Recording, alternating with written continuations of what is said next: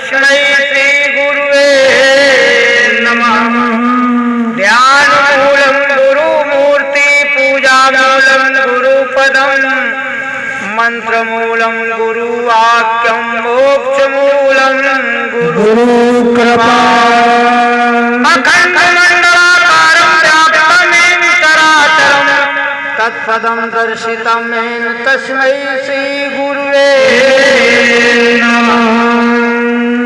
तस्मै श्री गुरुवे नमः। जय गुरुदेव। जय गुरुदेव।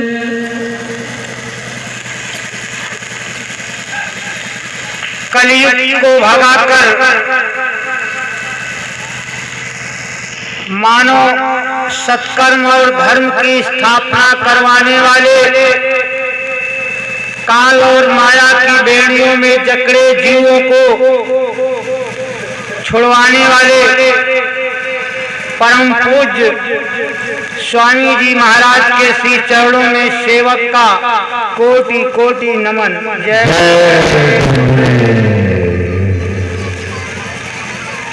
सत्संग में आए हुए सभी सत्संगी प्रेमी भाई बहन, आसपास आवास निवास करने वाले, मंदिर मस्जिद गिरजा घर गुरुद्वारा में आस्था विश्वास रखने वाले समस्त धर्म प्रेमियों को, सत्संगी भाई बहनों को बाबा जी का सादर जय।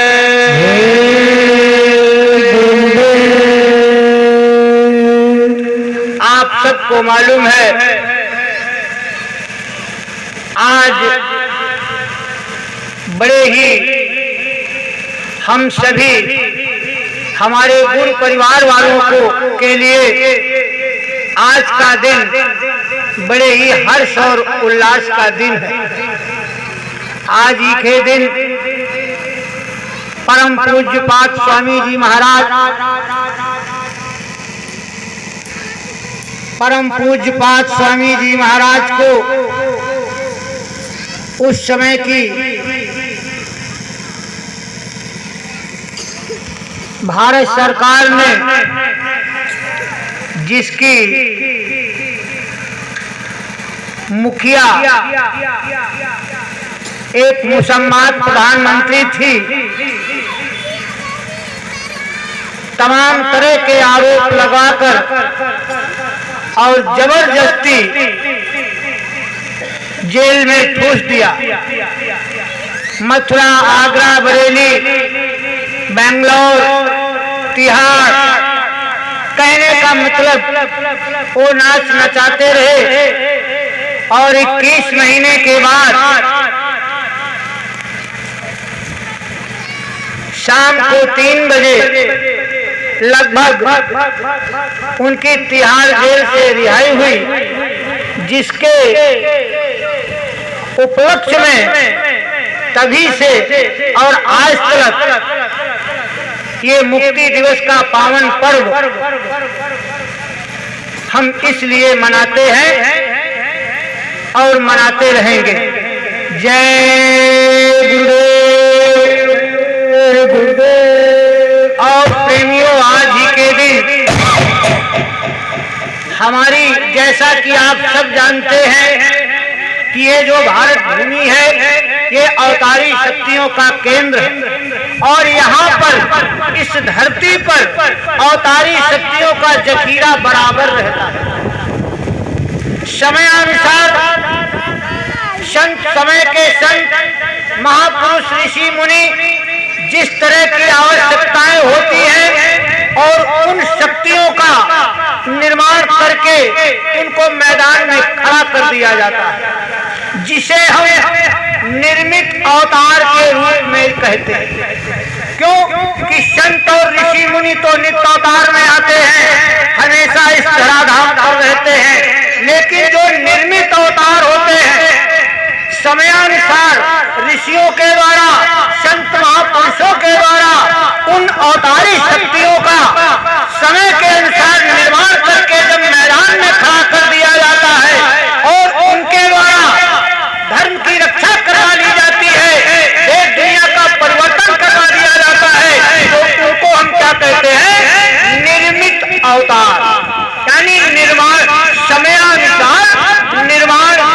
हुआ, ये है निर्मित अवतार।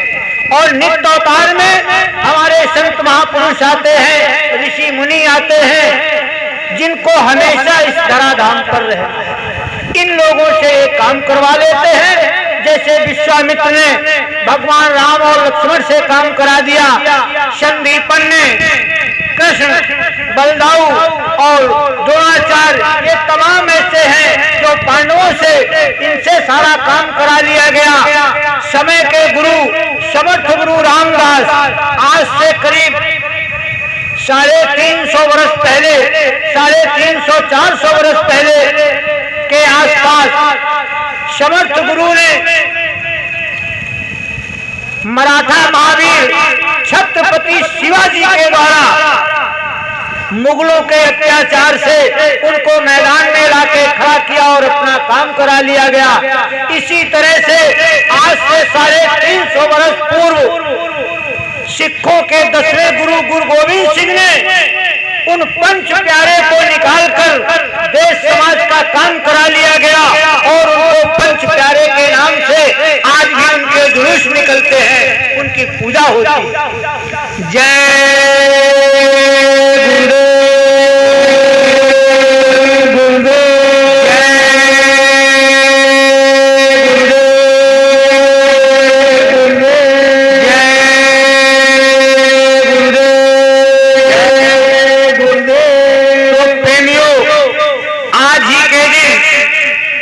शहीद आजम, महान देशभक्त, उनको तो शायद बच्चा बच्चा जानता है। हमारे देश का महान देशभक्त शहीद आजम भगत सिंह को आज ही के दिन अंग्रेजों ने चोरी से लाहौर की जेल में फांसी देकर उनकी बॉडी को जला दिया। ये आज ही के दिन जलाया गया था शहीद आजम भगत सिंह को। जय गुरुदेव। ऐसा नहीं है, अब उनका तो एक कर्जा बाकी है। खेल के संसार में सारा जीव आत्मा का खोल तो बदलते रहते हैं। ये भारत भूमि है, आप लोग इसमें शंका में मत पड़िए। आइए तो हम उनके लिए भी अपने मन में ही याद करके और उनको श्रद्धा सुमन समर्पित करते हैं। जय गुरुदेव, जय गुरुदेव, जय गुरुदेव, जय गुरुदेव।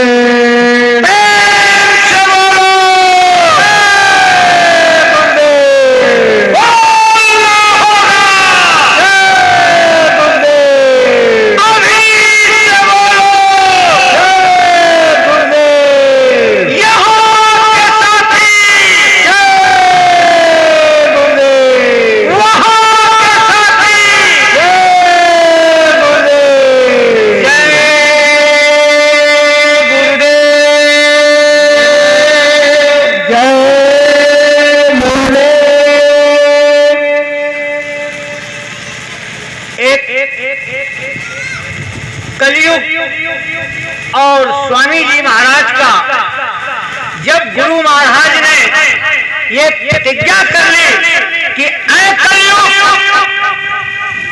मैं तुझे भगाऊंगा और तुझे भगाकर इस भारत की धराधाम पर 1000 वर्षों के लिए सतयुग की स्थापना कराऊंगा। तो कलयुग ने जब अपना सारा साम्राज्य स्थापित कर लिया तो बड़ा अट्टहास के साथ स्वामी जी महाराज के सामने हंसने लगा। अरे बोला गुरुजी, आपने तो हमें भगाने की कसम खाई है, आप कैसे भगाएंगे? अरे तो गुरु महाराज बोले मैं भगाऊंगा। बोले नहीं भगा पाओगे। तो गुरु महाराज कहने लगे क्यों?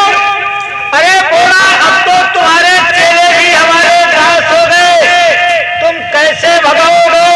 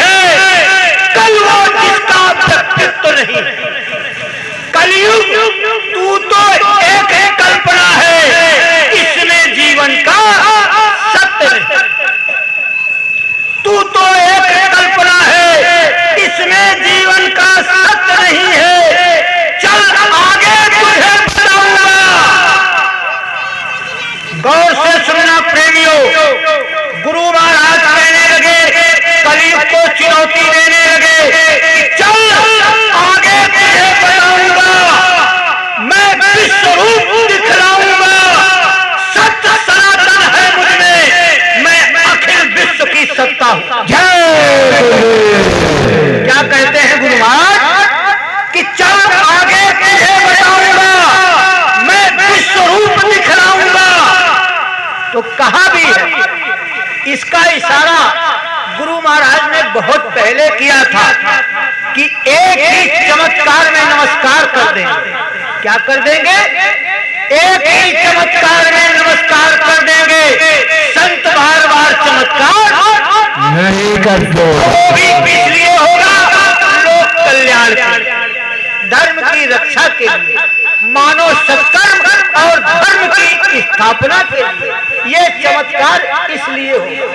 कहा भी है कि देखने को आध्यात्मिक चमत्कार, देखने को ये आध्यात्मिक चमत्कार, जनता सड़कों पर उतरेगी और कलयुग की किताब बदलेगी, भारत पलटेगा, कलयुग की किताब बदलेगी, भारत पलटेगा, कलयुग की किताब बदलेगी, भारत पलटेगा। तो इसीलिए इसका इशारा गुरु महाराज ने बहुत पहले कर दिया कि बच्चा, चाहे मुझे इसी मनुष्य शरीर में 450 वर्ष तक क्यों न रहना पड़े, लेकिन मैं अपना काम करने आया हूं, अपना काम करके ही जाऊंगा।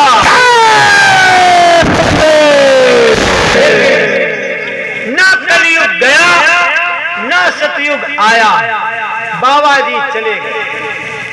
बाबा जी चले गए, ना तो कलयुग गया और ना सतयुग आया। अब बाबा जी कहां चले गए? ठीक है, आपकी आस्था है, बाबा जी चले गए तो फिर उनका मिशन भी चला गया।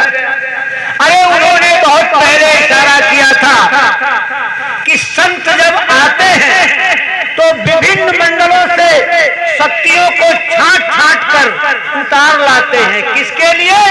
काम के लिए। वो समय पर खड़ी होंगी, एकत्रित होंगी और अपना काम कर देंगी। क्या कह रहे हैं? जरा शब्दों को समझो, वाणी को समझो। गुरु महाराज की क्या कहा था? मुझको मत देखो, मेरे शब्दों को पकड़ो। और जिसने शब्द को मजबूती से पकड़ रखा है उसी ने गुरु को पकड़ रखा। जिसने शब्द छोड़ दिया उससे गुरु छूट गया। कि बच्चा तुम खड़े हो जाओ, काम पीछे से हम कर देंगे। अब वो कह रहे हैं कि हम काम पीछे से करेंगे और हम उनको आगे ढूंढने में लगे। नहीं, बाबा जी आएंगे तब करेंगे। तो वो तो इतिहास तुम्हारा बनाना चाहते, तुम्हारी पूजा कराना चाहते, लेकिन कब? जब आप खड़े हो, जब खड़े यहाँ जिंदा और मुर्दा के चक्कर में किसी की मति कामें नहीं कर रही। एक कह रहा है जिंदा है, दूसरा कह रहा है मुर्दा है। अब ये स्थिति क्या है? और भी कहा कि एक समय आएगा जब आगे वाले पीछे और पीछे वाले जो जखीरा पीछे आएगा उसके अंदर श्रद्धा और विश्वास के साथ आएगा। आगे वाले ये घूमते घूमते, चलते चलते, सेवाएं लेते लेते इतना थक जाएंगे कि इनके अंदर से श्रद्धा भी चली जाएगी, विश्वास भी चला जाएगा।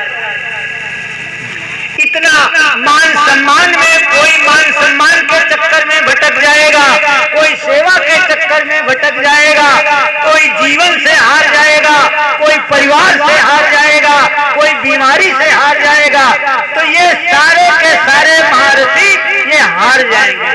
कोई काम में फंस जाएगा, कोई लोभ में फंस जाएगा, कोई लड़ाई झंझट में फंस जाएगा। तो जब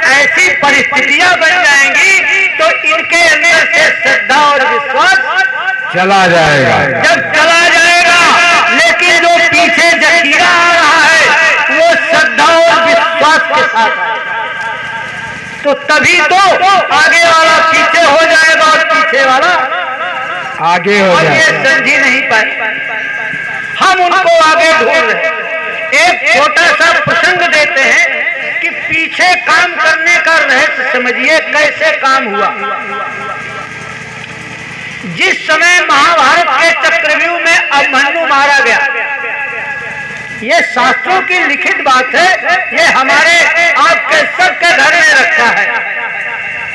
तो अर्जुन को जब ये पता लगा कि सातों महारथियों ने मिलकर निर्दयता पूर्वक अभिमन्यु की हत्या कर दी और मरे हुए अभिमन्यु की छाती पर दुर्योधन का बहनोई था जयद्रथ, इसने पैर रखा।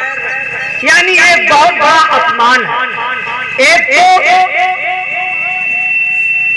सातों लोगों को मिलकर मारना नहीं चाहिए, और उसकी वीरता देखिए उस बालक की कि कितनी बहादुरी के साथ वो लड़ा,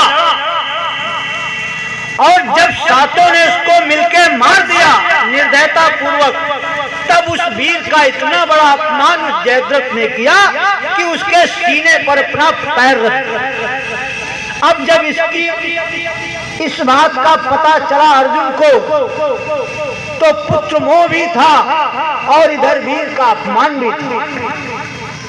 इन्होंने ये प्रतिज्ञा कर ली कि कल अगर सूर्यास्त से पहले मैंने जयद्रथ का वध नहीं किया तो मैं अपने आप को, इन्होंने कमल व्यूह की रचना की। कमल व्यूह एक तो था चक्रव्यूह और दूसरा था कमल व्यूह, और द्रोणाचार्य को इस बात पर अहंकार था कि भगवान विष्णु चाहे अपनी चतुर्वेदी सेना लेकर क्यों न आ जाए, लेकिन आज इसको नहीं तोड़ सकते। समझते रह रहे हैं। रचना हो गई, अब सुबह से युद्ध शुरू हो गया, तीसरा पहर भी समाप्त हो गया, चौथा पहर शुरू हो गया, और अर्जुन पहुंचे कितनी दूर? आधी दूर। इतना भीषण युद्ध किया उस महावीर ने, लेकिन कितनी दूर पहुंचा? आधी दूर। जयद्रथ और जहां से युद्ध की शुरुआत थी वो आधी दूर पहुंचा। अब समय के भगवान कृष्ण ने सोचा अगर अर्जुन मरता है तो ये संसार मुझे भगवान नहीं मानेगा, क्योंकि महिमा मेरी जाएगी।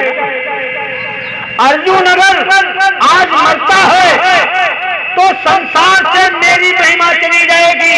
क्यों? कि ये मुझे भगवान मानते, यही बेचारे पांच हैं जो मुझे ईश्वर मानते हैं, और तो कोई मानता नहीं। तो अपनी महिमा को बचाने के लिए उस दिन कृष्ण ने अपने संपूर्ण आध्यात्मिक शक्ति का प्रयोग कर दिया। प्रयोग ये किया कि अपनी माया से कुछ देर के लिए सूर्य को ढक दिया। जो इतना भयानक युद्ध करने से नहीं छूट सका, वो सिर्फ सूर्य के ढकने से सब तितर बितर हो गया, छूट गया। अब चिता बना दी गई। अब अर्जुन अपना गांडी वगैरह रख के जो भी उनके साथ शस्त्र अस्त्र थे सबको एक तरफ रख दिया और चिता पर बैठ गए कि अब भाई हम अपनी प्रतिज्ञा का पूरी नहीं कर पाए, इसलिए हम इस शरीर का परित्याग करें। अब जब सामने आ गए कृष्ण भगवान तो उन्होंने कहा, अरे पार्थ, तुम एक महावीर हो और ये कायरों की तरह क्यों मर रहे हो? कहा कायर, अब भाई युद्ध किया, हम नहीं अपनी प्रतिज्ञा पूरी कर पाए तो इसमें कायरता कौन सी? अरे नहीं, कहने लगे तुम कायरों की तरह मर रहे हो। कहा नहीं, कायर तो नहीं, हम तो भाई अपनी प्रतिज्ञा का पालन कर रहे हैं। कहा नहीं, तुम कायर की तरह मर रहे हो। तो बोले केशव क्या करें? अरे बोले गाड़ी उठाओ हाथ में, उस पर पतंचा चढ़ाओ, उस पर बाण चढ़ाओ और इस तरह से बैठो। महावीर हो, तुमने इतना बड़ा महाभारत लड़ा है। खैर, जैसा भी कृष्ण भगवान ने कहा, अर्जुन ने अपना गांडीव मंगाया, उस पर बाण चढ़ाया। क्योंकि वो तो समय का भगवान था, उसको तो मालूम था कि सबसे पहले अर्जुन की मौत का तमाशा देखने सबसे आगे कौन खड़ा होगा? जयद्रथ। ये चीज उनको मालूम कि अर्जुन की मौत का तमाशा देखने सबसे आगे जयद्रथ खड़ा होगा उस कौरवों की भीड़ में। अगर ये महापुरुष रेडी नहीं बैठेगा तो फिर ये भाग सकता है, इसलिए इसको भगने का मौका नहीं मिलना चाहिए। जय गुरुदेव। और इस रहस्य को कोई नहीं समझ पाया, कोई समझ नहीं पाया इस रहस्य। अब वही हुआ, जब अर्जुन बैठे तो सबसे आगे जयद्रथ खड़ा था कि हमको तो हमें मारने के लिए जो तुमने प्रतिज्ञा की थी, हमें तुम तो नहीं मार पाए, लेकिन हम तुम्हारी मौत का तमाशा तुम्हारे सामने खड़े होके देखें। अब प्रेमियों क्या था, जैसे ही माया हटी, सूरज चमका, अरे बोले ये रहा जयद्रथ, ये रहा जयद्रथ। ये तो दिन अभी बहुत है, वो तो बादलों ने ढक लिया था। अब बेचारा जयद्रथ करता ना करता क्या, कहा बेचारा कमल व्यू में छुपा बैठा था, है ना। अब कहाँ जाए तो जाए कहाँ, वो सामने धनुर्धर, अरे कहा आप क्या देखते हो, चलाओ बाण, ये लो जयद्रथ, मिल गया। तो ये काम कहाँ से किया? पीछे से। कहाँ से काम हुआ? पीछे से। इस रहस्य को समय का महाबली अर्जुन भी नहीं समझ पाया। क्यों? अरे तुम प्रतिज्ञा करके खड़े तो हो, अपनी महिमा तो कहने की तरह वो खुद बचाएंगे कि इतने ही बेचारे हमें भगवान मानते हैं, इनका भी अगर कहीं कुछ अहित हो गया तो हमें कौन मानेगा?